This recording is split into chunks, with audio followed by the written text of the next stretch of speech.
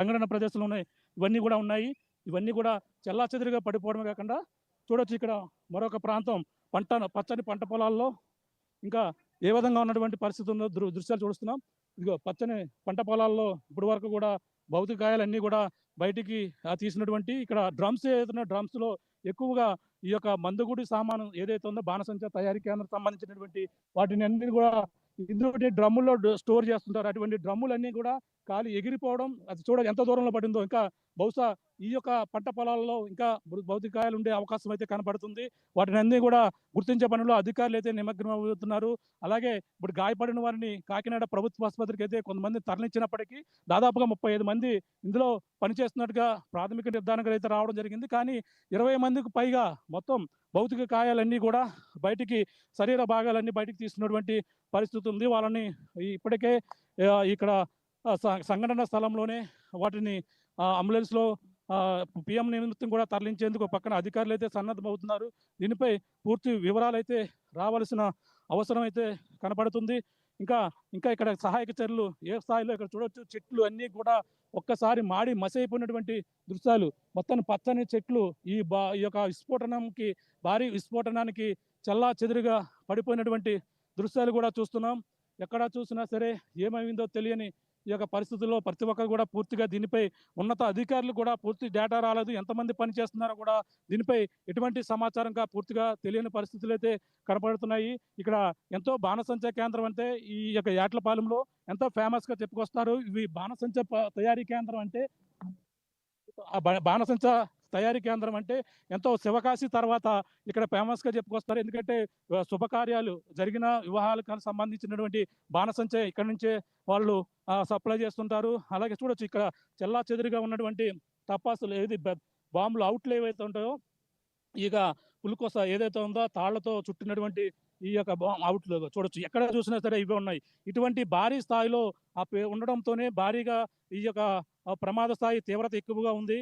ఇటువంటి దారపు చూడుస్తున్నాం. ఇటువంటి వాటితో ఎంతో కూడా చుట్టుతారు. ఇటువన్నీ కూడా ఈ ఒక్కసారిగా పేలితను ఒక్క బాంబు ఒక్క అవుట్ మన చేతిలో మనం చూస్తున్నటువంటి ఇదిగో ఇదొక్క అవుట్ మన పేలిందంటే మన చెయ్యి బ్లాస్ట్ అయిపోతుంది. అటువంటిది వందలు కాదు వేల సంఖ్యలో అక్కడ ఉన్నటువంటి అవుట్లు ఒక్కసారిగా పేలితే ఏ విధంగా ఉంటుందో అటువంటి ఘటన ఇక్కడ చోటు చేసుకుని భారీ విస్ఫోటన మధ్య 20 మంది పైగా ప్రాణాలు గాలిలో కలిసిపోయినటువంటి పరిస్థితి అయితే కనపడుతుంది. చూడొచ్చు ఇక్కడ మరి ఇక్కడ పక్కన ఇంకా పొగలు వస్తున్నటువంటి దృశ్యాలు. అలాగే ఇక్కడ ఉన్నటువంటి వాహనాలు ఇక్కడ ఇప్పటికే మనం 20కి పైగా వాహనాలు చూస్తాం. ఒక్కొక్క వాహనంలో ఒకవేళ ఇద్దరు వచ్చిన పనులకు వస్తుంటారు. ఇక్కడ కూడా చిన్న రైతులు ఎవరో చిన్న వాళ్ళు అక్కడ క్యారేజ్ చూడొచ్చు.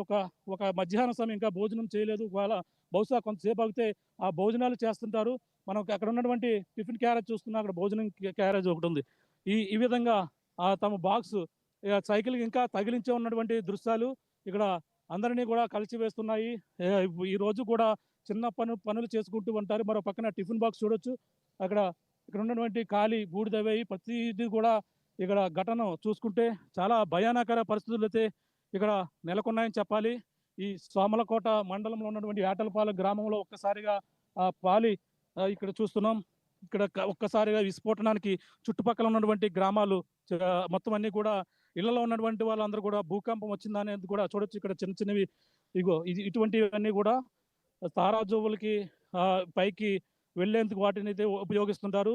ఇటువంటి స్టీల్ రేకులతో కనపడుతున్నటువంటి ఇవన్నీ కూడా చూస్తున్నాం. ఇవన్నీ స్టీల్ రేకులతో ఉన్నటువంటి తారాజువులు.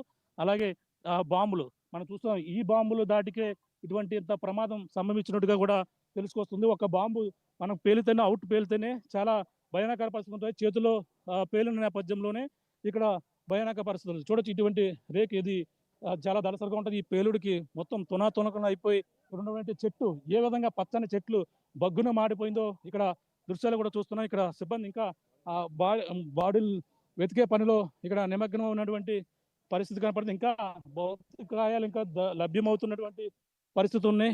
ఇంకా ఎక్కడ ఉన్నాయి చూడొచ్చు. ఇంకా చూస్తున్న పెద్ద 1000 వాలాలు కావచ్చు, పెద్ద అవుట్స్